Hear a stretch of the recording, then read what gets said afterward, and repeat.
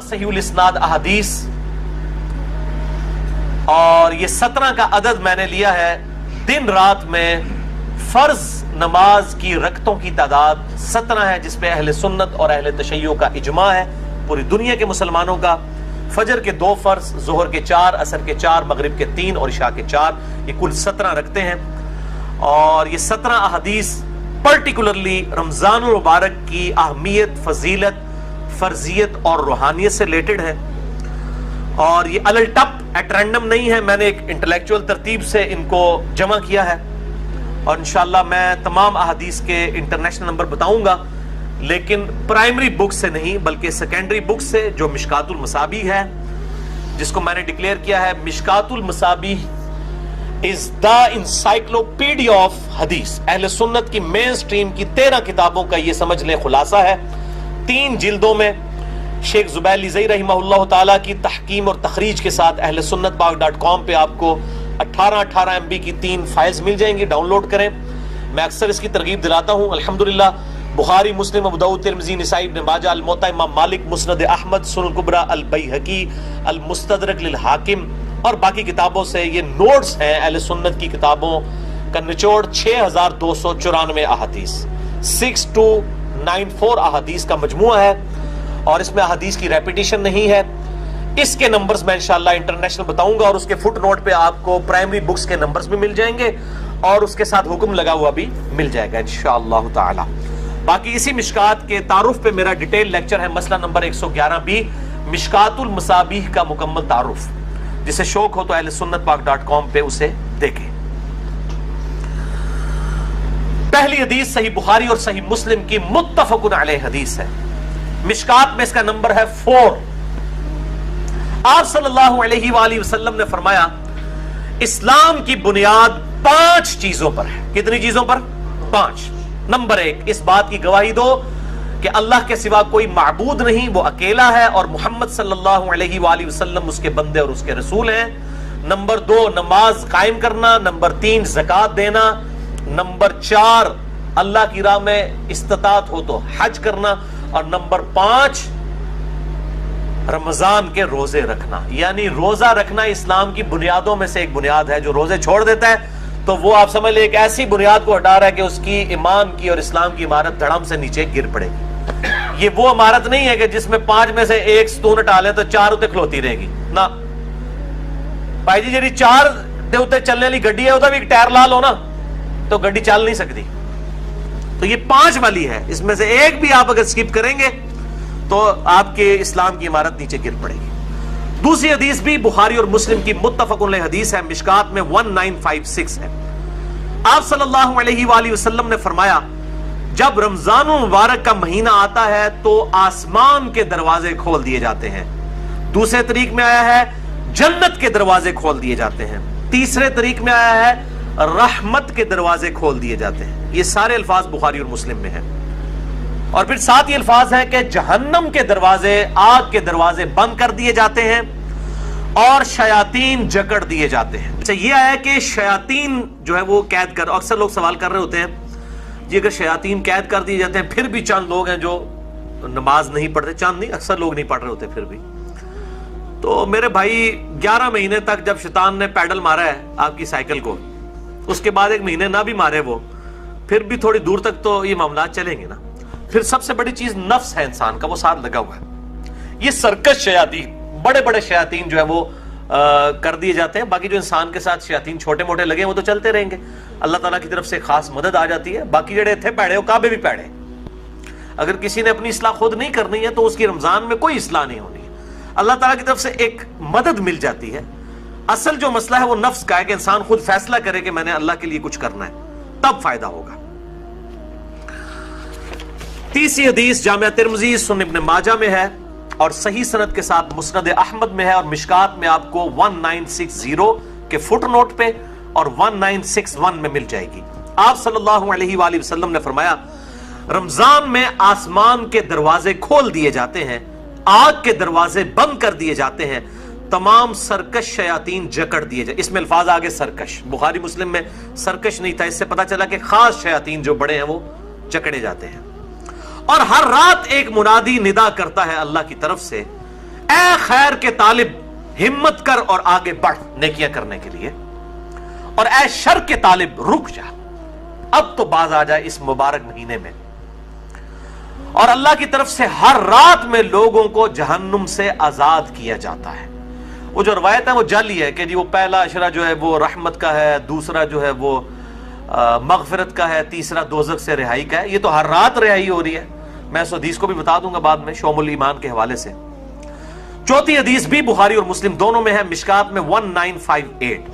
آپ صلی اللہ علیہ وآلہ وسلم نے فرمایا، جو شخص ایمان اور احتساب کے ساتھ، اکاؤنٹیبلٹی کے ساتھ، احتساب کو آپ اگر اردو میں ٹرانسلیٹ کریں گے تو تین چیزوں کا مجموعہ ہے۔ نمبر 1 اخلاص، نمبر 2 ثواب کی نیت، اور نمبر 3 اصلاح نفس، یعنی نفس کی اصلاح بھی جو ہے مطلوب ہو۔ رمضان کے روزے رکھے، اللہ تعالیٰ اس کے پچھلے سارے گناہوں کو معاف فرما دے گا۔ اور پھر ساتھ ہی الفاظ ہیں، جس نے ایمان اور احتساب کے ساتھ رمضان کی راتوں کا قیام کیا اس کے بھی پرانے سارے گناہ معاف۔ اور پھر ساتھ ہی فرمایا، جس نے شب قدر کا قیام کیا ایمان اور احتساب کے ساتھ اس کے بھی پچھلے سارے گناہ معاف۔ لیکن لیکن لیکن اس سے مراد چھوٹے گناہ ہیں، بڑے گناہ نیک اعمال سے معاف نہیں ہوتے، وہ صرف توبہ کرنے سے معاف ہوتے ہیں اور گناہ چھوڑنے سے۔ اس کے سپورٹ میں حدیث ہے صحیح مسلم کی، مشکات میں ہے، اس کا نمبر 564۔ آپ صلی اللہ علیہ وآلہ وسلم نے فرمایا، اگر بڑے بڑے گناہوں سے بچا جائے تو 5 نمازیں، ایک نماز سے دوسری نماز تک، ایک جمعے سے دوسرا جمعہ، اور ایک رمضان سے دوسرا رمضان درمیان کے گناہوں کا کفارہ ہے، اگر بڑے گناہوں سے بچا جائے۔ تو نماز چھوڑنا تو خود بڑا گناہ ہے، یہ نہیں ہے کہ ایک جمعہ پڑھ لیا پھر اگلا جمعہ پڑھا پچھلے ساری معاف، نہیں، کبیرہ گناہوں سے بچا جائے۔ صحیح مسلم میں حدیث ہے، مشکات میں 569 اس کا نمبر ہے، کہ بندے کے کفر اور اسلام کے درمیان فرق نماز ہے۔ تو نماز چھوڑنے سے تو بڑا کوئی گناہ نہیں ہے، تو ایک نماز سے دوسرا نماز کے درمیان گناہوں کا کفارہ بھی تب بنے گا جب دوسری نماز پڑھی جائے گی۔ 5ویں حدیث بھی بخاری اور مسلم کی متفقن علیہ حدیث ہے، مشکات میں 1959۔ آپ صلی اللہ علیہ وسلم نے فرمایا، رمضان مبارک میں ہر نیک عمل 10 سے 700 گنا تک بڑھا دیا جاتا ہے۔ اس لیے ہم کوشش کرتے ہیں کہ زکوٰۃ رمضان کے مہینے میں دیں تاکہ زیادہ ثواب ملے۔ اور پھر زکوٰۃ ہوتی بھی لیونر ایئرز کے اعتبار سے، وہ سولر ایئرز کے اعتبار سے نہیں دینی ہوتی ہے، چاند کے مہینوں کے اعتبار سے دینی ہوتی ہے، تو وہ آسان ہو جاتا ہے حساب رکھنا۔ ویسے آپ ایک رمضان میں نکال لیں اور پھر پورا سال دیتے رہیں، یا اگلے سال کی بھی پیشگی نکالی جا سکتی ہے۔ زکوٰۃ پہ میں نے ڈیٹیل سے لیکچر مسئلہ نمبر 95A اور B دے دیا، جسے شوق ہو تو وہ دیکھیں۔ اور ساتھ ہی الفاظ ہیں بخاری و مسلم کے، اللہ تعالیٰ فرماتا ہے، بے شک روزہ خاص میرے لیے ہے اور میں ہی اس کی جزا دوں گا۔ باقی نیکیوں کا تو پتہ چل جاتا ہے، روزہ انسان اور اس کے رب کے درمیان ایک راز ہے، اگر کسی شخص نے خود نہیں بتایا تو وہ چھپ کر کھا پی لے تو پتہ نہیں چلے گا۔ تو اللہ تعالیٰ ہمارا یہ میرے اور میرے بندے کے درمیان چونکہ خاص عبادت ہے، خاص میرے لیے ہے، میں اس کی جزا دوں گا۔ اور پھر 7 الفاظ ہیں، میرا بندہ اپنی خواہش اور کھانے کو میری وجہ سے ترک کرتا ہے۔ روزہ دار کے لیے 2 خوشیاں ہیں، پہلی خوشی افطار کے وقت اور دوسری خوشی اس وقت جب وہ اپنے رب سے ملاقات کرے گا انشاءاللہ۔ اور پھر 7 ہی الفاظ ہیں، روزہ دار کی منہ کی بو اللہ تعالیٰ کو کستوری کی خوشبو سے بھی بڑھ کر عزیز ہے۔ پھر 7 ہی الفاظ ہیں، روزہ ڈھال ہے، یعنی ایک ڈھال ہے گناہوں سے بچنے کی۔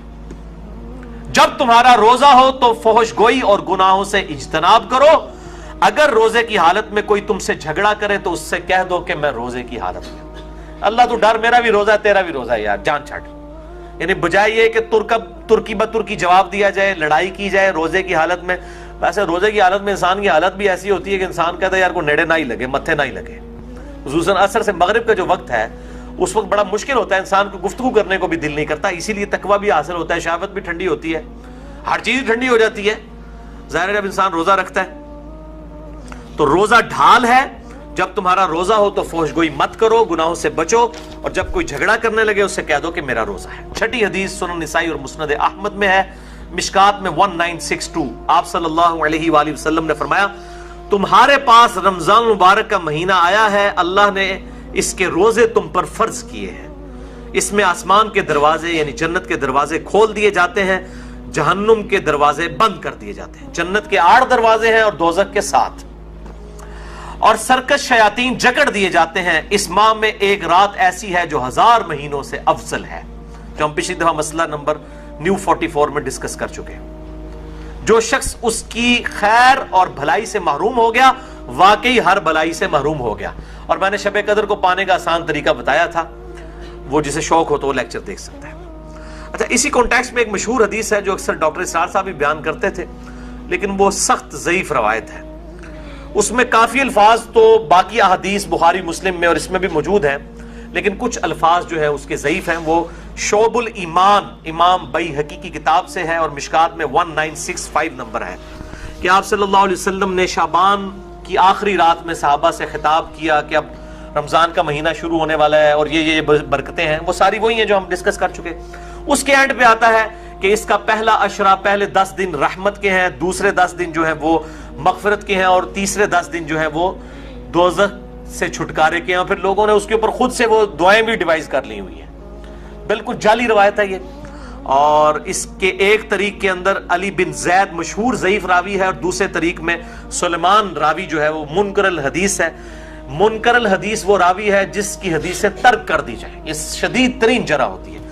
اسی طریقے سے یہ اکثر رمضان سے پہلے بھی وہ یہ میسج چل رہا ہوتا ہے کہ جی جس نے رمضان کے چاند دیکھنے کی خوشخبری، تو یہ وہ سب جعلی جھوٹی روایتیں ہیں، اور اس طرح کی روایتیں بالکل آگے بیان نہ کیا کریں، ان کی کوئی اصلیت نہیں ہے، اللہ سے ڈر جائیں۔ مسئلہ نمبر 36 ہے میرا ضعیف الاسناد اور من گھڑت احادیث کے فتنے کا تحقیقی جائزہ۔ 7ویں حدیث بھی بخاری اور مسلم دونوں میں، آپ دیکھ لیں اکثر حدیثیں بخاری اور مسلم سے، مشکات میں 1957 اس میں الفاظ ہے کہ جنت کے 8 دروازے ہیں، ان میں سے ایک دروازے کا نام ہے الریان، جو خاص ان لوگوں کے لیے ہے جو روزہ دار ہیں۔ ان کو اس دروازے سے آواز دی جائے گی کہ جو دنیا میں روزہ رکھا کرتے تھے، الریان دروازے سے ندا کی جائے گی، اور ان کو جنت میں اس دروازے سے داخل کیا جائے گا۔ اس کے علاوہ ذاکرین کے لیے ہے اور قتال کرنے والوں کے لیے، مختلف نیکیوں کے لیے دروازے آئے ہیں۔ 8ویں حدیث بھی بخاری اور مسلم دونوں میں ہے، مشکات میں 2053 آپ صلی اللہ علیہ وآلہ وسلم نے فرمایا، جو شخص اللہ کی راہ میں، یعنی اس راہ میں مراد جہاد اور قتال، اللہ کی راہ میں نکلنا، نیکی کے اعمال کرنا اور قتال کے لیے سب کچھ اس میں شامل ہے، فی سبیل اللہ کے الفاظ ہیں، اس حالت میں بھی روزہ رکھے تو اللہ تعالیٰ اس کے اور دوزخ کے درمیان 70 سال کی دوری ڈال دے گا، جو اللہ کی راہ میں روزہ رکھے۔ اور اسی کا ایک طریق ہے جامعہ ترمذی میں، مشکات میں ہے 2064، پچھلا بخاری اور مسلم کا تھا، مشکات میں 2053 تھا، یہ مشکات میں 2064 ہے، کہ جو شخص اللہ کی راہ میں نکل کر روزہ رکھے، اللہ تعالیٰ اس کے اور جہنم کے درمیان زمین و آسمان کے فاصلے کے برابر دوری قائم کر دے گا۔ یہ بات سمجھانے کے لیے 9ویں حدیث جامعہ ترمذی، سنن الکبریٰ البیہقی اور شرح السنہ امام بغوی کی کتاب میں ہے، اور مشکات میں 1992 ہے۔ آپ صلی اللہ علیہ وسلم نے فرمایا، جو شخص کسی روزہ دار کا روزہ افطار کروائے یا کسی مجاہد کی تیاری کروا دے، اس کو بھی اس کی مثل ثواب ملے گا۔ اور یہ کرنا چاہیے، آپ سامنے بیٹھے ہوں، آپ اپنے حصے کی کھجور کسی اور کو دیں، جیسا مسجد میں ہوتا ہے لوگ اپنے گھر سے کھجوریں لے آتے ہیں، آپ اپنے حصے کی کھجور کسی اور کو دیں، اس کے حصے کی خود لیں، تو ڈبل روزے کا ثواب کمائیں۔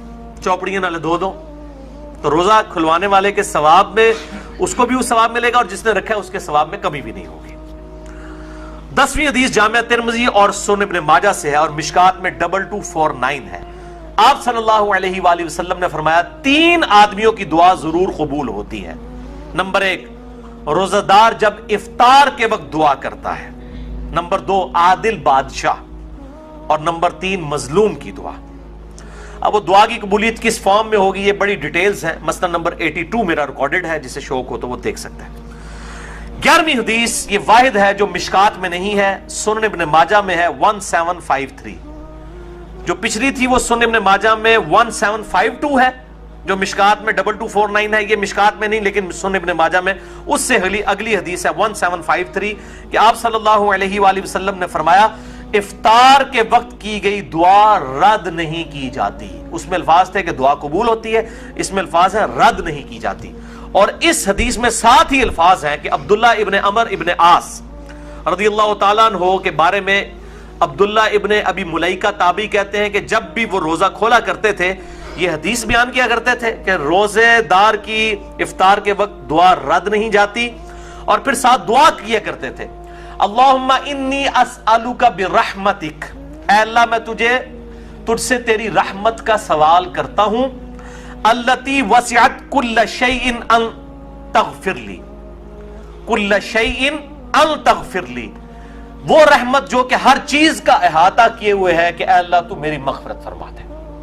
تو کوئی بھی دعا کی جا سکتی ہے، رب اجعلنی کی جا سکتی ہے، ربنا آتنا فی الدنیا کی جا سکتی ہے، کوئی بھی دعا آپ اس وقت کر سکتے ہیں۔ اور ایک مسنون دعا ہے، سحری کی تو کوئی دعا ثابت نہیں ہے، یہ جعلی دعا پبلک کی، کل کے روزے کی نیت کرتا ہوں، اس دن کے روزے کی نہیں، اگلے کل کے روزے کی، وہ تو کسی کتاب میں نہیں لکھی ہوئی ہے، خود سے جعلی دعا بنائی ہوئی ہے۔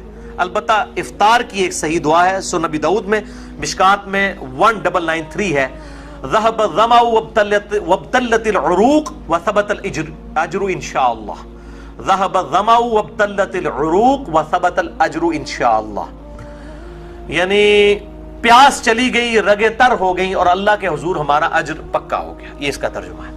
لیکن یہ روزہ کھولنے کے بعد، پانی پینے کے بعد یہ دعا مانگی جائے گی، پہلے نہیں۔ پہلے آپ صبح شام کے اذکار کریں، سب سے بہتر ٹائم شام کے اذکار کا مغرب سے جسٹ پہلے ہے، کیونکہ شام کا وقت وہ ہوتا ہے، مغرب کے بعد تو رات شروع ہو جاتی ہے نا، سب سے بہترین وقت وہ ہے۔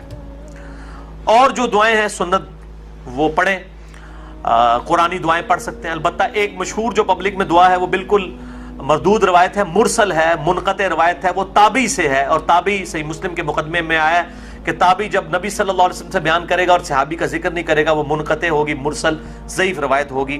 مشکات میں 1994 ہے، سنن ابی داؤد کے کانٹیکسٹ میں معاذ بن زہرہ تابعی سے ہے، یہ روایت پھر ضعیف ہوگی۔ اللہم صمت وعلی رزقک افطرت، یہ بھی ویسے انہوں نے داخل کیتا ہے، اللہم انی لک صمت وبک آمنت، او کون ہر شاید جعلی چیزیں بھی جعلی چیزیں شامل کی تھی، حالانکہ جو جعلی ہے وہ بھی ہے اتنی، اللہم لک صمت وعلی رزقک افطرت، یہ بھی روایت جعلی ہے۔ اور اصل دعا وہی ہے، ذهب الظمأ وابتلت العروق وثبت الاجر انشاءاللہ۔ تو اس کے علاوہ جو دعائیں ہیں سنت وہ آپ کر سکتے ہیں، اور بیسٹ دعا وہی ہے جو بخاری اور مسلم میں آئی، ربنا آتنا فی الدنیا حسنہ وفی الآخرۃ حسنۃ وقنا عذاب النار۔ شام کے اذکار بھی کریں جو بلو کارڈ پہ ہم نے لکھے ہوئے ہیں۔ 12ویں حدیث صحیح مسلم سے ہے، اور یہ حدیث بخاری کو چھوڑ کے باقی اہل سنت کی 5 کتابوں میں موجود ہے، صحیح مسلم، ترمذی، ابو داؤد، نسائی، ابن ماجہ میں، مشکات میں ہے 2047۔ اور یہ چونکہ رمضان سے کمپلیمنٹری ٹاپک ہے اس لیے میں حدیث بیان کر رہا ہوں کہ آپ صلی اللہ علیہ وآلہ وسلم نے فرمایا جس نے رمضان کے روزے رکھے اس کے بعد اس نے شوال کے 6 روزے رکھ لیے، وہ گویا اس طرح ہے کہ اس نے پورے سال کے روزے ہی رکھ لیے، ہمیشہ کے روزے رکھے۔ اور اس میں کوئی ضروری نہیں ہے کہ آپ نے ایک روزہ فوراً رکھنا ہے، بعد میں سکیٹرڈ فارم میں رکھ لیں، یا فوراً ہی 6 روزے رکھنے ہیں۔ پورے شوال میں جس وقت آپ کا دل کرے آپ شوال کے مہینہ ختم ہونے سے پہلے وہ روزے رکھ لیں، 6 کی گنتی پوری کرنی ہے۔ بہتر یہ ساتھ ہی رکھ لیں کیونکہ ایک روٹین بنی ہوتی ہے، عید کے فوراً بعد شروع کریں تو رکھنے بھی آسان ہو جاتے ہیں، گیپ آ جائے پھر مسئلہ بن جاتا ہے، لیکن رکھ سکتے ہیں، کوئی اس میں ایشو نہیں ہے۔ اور پرانے جو فقہ حنفی کے بزرگ تھے وہ تو ان کو بدعت کہا کرتے تھے اور ان روزوں کو نہیں مانتے تھے، آج کے فقہ حنفی کے لوگ بھی ان روزوں کو مانتے ہیں، اور انہوں نے یہ اپنے بزرگوں کا مسئلہ چھوڑ دیا ہے۔ تو ہم کہتے ہیں باقی مسئلوں میں بھی جو آپ کے بزرگ غلط ہیں اس سے بھی آپ بیک فوٹ پہ جائیں۔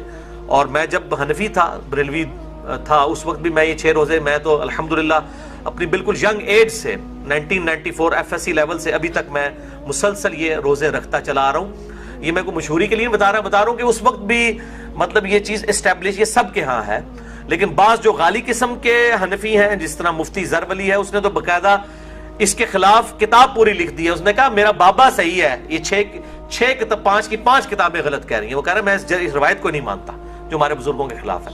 اس نے شوال کے 6 روزوں کے خلاف کتاب لکھی ہے، اندازہ کریں، وہ جو ہر ایک جو عالم دین کے اوپر کامنٹس دیتا ہے، مفتی زر ولی کراچی کا۔ تو میں اس لیے بتا رہا ہوں کہ یہ 5 کتابوں میں ہے، مسلم، ابو داؤد، ترمذی، نسائی، ابن ماجہ میں، مشکات میں 2047 ہے۔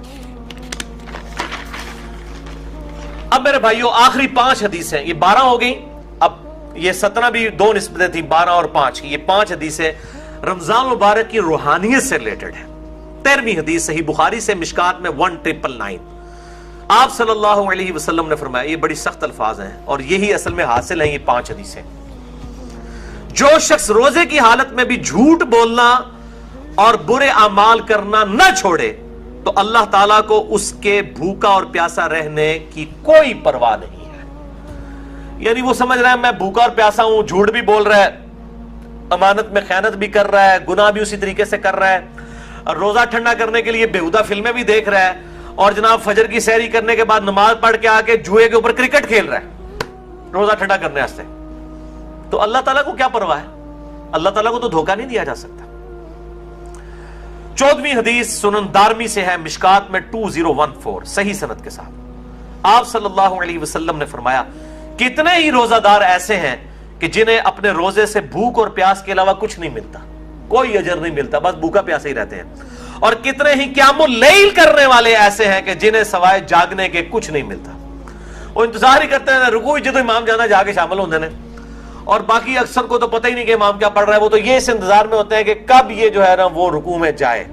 تو بیچارے ظاہر ہے کہ وہ اپنی نیند ہی قربان کر کے آ رہے ہوتے ہیں. اس سے بہتر ہے کہ گھر اپنے جو وہ نوافل پڑھنے پڑھ کے سو جائیں, بجائے کہ آپ تکلیف میں کھڑے ہوں اور قرآن سن کے آپ کو بار بار یہ خیال آ رہا ہو کہ کدے رکوع کس ٹائم جاندہ ہے اور سمجھ بھی نہ آ رہا ہو. تو بہتر ہے پھر گھر میں بیٹھیں. کتنے ہی قیام کرنے والے ایسے ہیں کہ ان کو جاگنے کے سوا کچھ حاصل نہیں ہوتا. بالکل ایسے ہی ہے. 15ویں حدیث بڑی مشہور ہے جامعہ ترمذی کی, مشکات میں 927. آپ صلی اللہ علیہ وآلہ وسلم نے فرمایا اس شخص کی ناک خاک آلود ہو جائے, یعنی وہ تباہ و برباد ہو جائے, یہ عرب کا محاورہ تھا, جس کے سامنے میرا ذکر ہو اور مجھ پر درود نہ پڑھے. اللہم صلی علی محمد وعلی آل محمد. اور ساتھ ہی دوسری بات ارشاد فرمائی اس شخص کی ناک خاک آلود ہو جائے جس کے پاس رمضان آ کر چلا جائے اور وہ اللہ سے اپنی مغفرت نہ کروا سکے. اتنا بہترین نیکیوں کا موسم آئے اور اپنی مغفرت نہ کروا سکے, برباد ہو جائے ایسا شخص جو رمضان میں اپنی مغفرت نہ کروا سکے.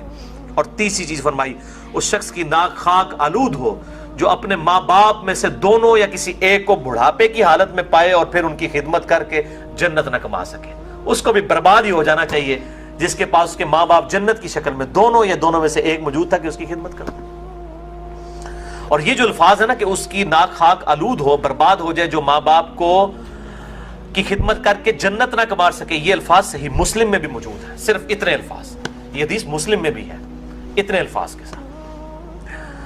اچھا, اسی حدیث کا ایک مشہور طریق ہے, وہ مشکات میں تو نہیں ہے, المستدرک للحاکم میں ہے صحیح سند کے ساتھ 7256, جس کی امام حاکم نے بھی تصحیح کی ہے, امام ذہبی نے بھی, شیخ البانی نے بھی, اور شیخ زبیر علی زئی صاحب نے بھی رحمہم اللہ اجمعین.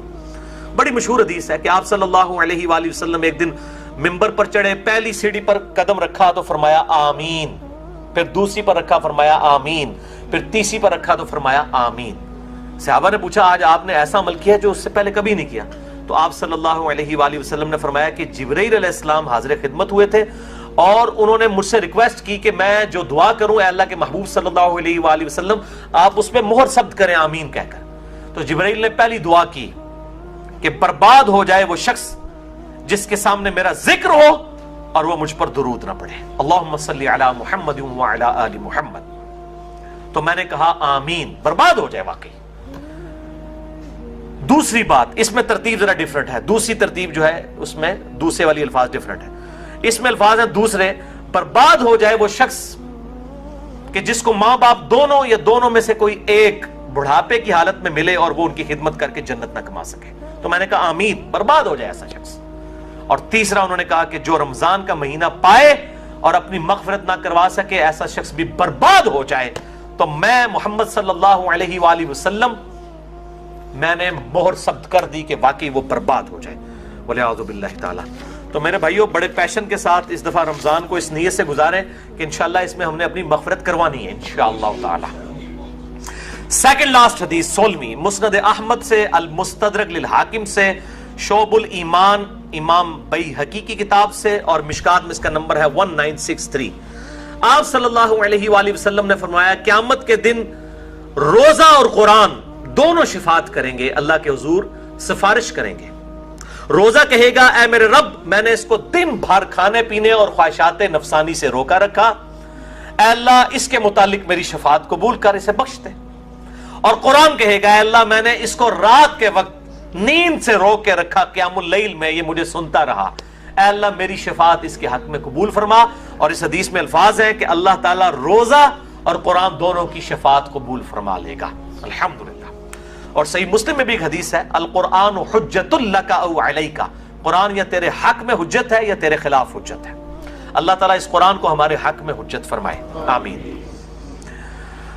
آخری حدیث 17ویں حدیث مسند احمد سے، مشکات میں ہے، اس کا نمبر 5331. یہ آخر میں نے رکھی تھی، بہت کریٹیکل ہے. آپ صلی اللہ علیہ وآلہ وسلم نے فرمایا جس شخص نے دکھلاوے کے لیے نماز پڑھی اس نے شرک کیا، جس نے دکھلاوے کے لیے روزہ رکھا اس نے شرک کیا، اور جس نے دکھلاوے کے لیے اللہ کی راہ میں صدقہ کیا اس نے شرک کیا. والعیاذ باللہ تعالی. یعنی روزہ بھی تبھی قبول ہے جب اللہ کے لیے رکھا جائے. اکثر لوگ بڑے فخریہ کہہ رہے ہوتے ہیں میرا تو آج 8 پیرا روزہ ہے، فخریہ بتا رہے ہوتے ہیں. بھئی آپ نے اللہ کے لیے رکھا ہے، لوگوں کو جاگے کیوں اناؤنسمنٹ کر رہے ہو؟ اللہ کے لیے روزہ ہونا چاہیے. اخلاص نہیں ہوگا، اللہ کے لیے پروٹوکول نہیں ہوگا تو اس روزے کا کوئی فائدہ نہیں ہے. اور سورۃ الانعام کی آیت نمبر 162 مجھے ضمناً یاد آ گئی، قل ان صلاتی ونسکی ومحیای ومماتی للہ رب العالمین. اے محبوب صلی اللہ علیہ وآلہ وسلم آپ اللہ کے حضور عرض کیجئے اور اپنی عوام کو بھی بتا دیں، اپنی امت کو بھی، بے شک میری نماز، میری قربانی، میرا جینا، میرا مرنا سب کچھ میرے اللہ کے لیے ہے جو سارے جہانوں کا پالنے والا ہے.